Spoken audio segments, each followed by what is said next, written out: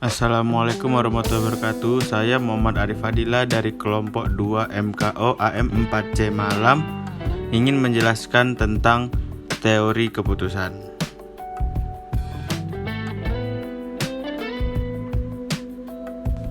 Apa itu teori keputusan?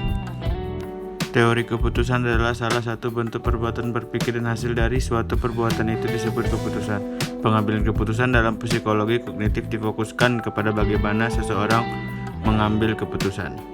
Selanjutnya itu ada dasar-dasar keputusan. Intuisi.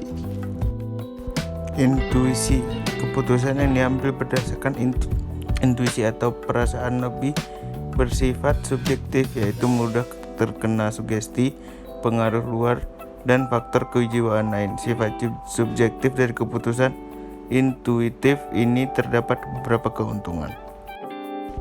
Dasar yang kedua itu pengalaman. Masalah keputusan yang berdasarkan pengalaman sangat bermanfaat bagi pengetahuan praktis. Pengalaman dan kemampuan untuk memperkirakan apa yang menjadi latar belakang masalah dan bagaimana arah penyelesaiannya sangat membantu dalam memudahkan pemecahan masalah. Selanjutnya itu ada fakta.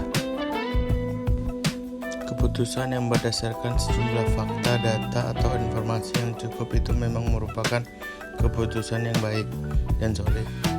Namun tidak mendapatkan informasi yang cukup itu sangat sulit. Yang selanjutnya itu kita ada wewenang. Keputusan berdasarkan wewenang kadangkala oleh pembuat keputusan sering melewati permasalahan yang seharusnya dipecahkan justru menjadi kabur atau kurang jelas. Keempat, rasional. Keputusan yang bersifat rasional berkaitan dengan daya guna. Masalah-masalah yang dihadapi merupakan masalah yang memerlukan pemecahan rasional. Keputusan yang dibuat berdasarkan pertimbangan rasional lebih bersifat objektif. Faktor-faktor yang mempengaruhi pengambilan keputusan.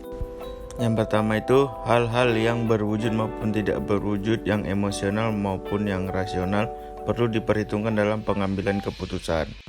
Yang kedua itu setiap keputusan harus dapat dijadikan bahan untuk mencapai tujuan. Setiap keputusan jangan berorientasi pada kepentingan pribadi tetapi harus lebih mementingkan kepentingan. Dan yang ketiga, setiap keputusan merupakan tindakan permulaan dari serangkaian kegiatan mata rantai berikutnya. Selanjutnya itu ada proses pengambilan keputusan. Yang pertama itu identifikasi masalah, yang kedua itu ada pengumpulan dan analisis data, dan yang ketiga itu pembuat alternatif kebijakan. Selanjutnya itu ada pemilihan salah satu alternatif terbaik, yang selanjutnya itu ada pelaksanaan keputusan, dan yang terakhir ada pemantauan dan pengevaluasi hasil pemantauan. Dan yang terakhir itu ada jenis pengambilan keputusan. Yang pertama itu pengambilan keputusan terprogram. Jenis pengambilan keputusan ini mengandung suatu respon otomatis terhadap kebijaksanaan yang telah ditetapkan sebelumnya. Masalah yang bersifat pengulangan dan rutin dapat diselesaikan dengan pengambilan keputusan jenis ini. Yang kedua itu ada pengambilan keputusan tidak terprogram, menunjukkan proses yang berhubungan dengan masalah-masalah yang tidak jelas.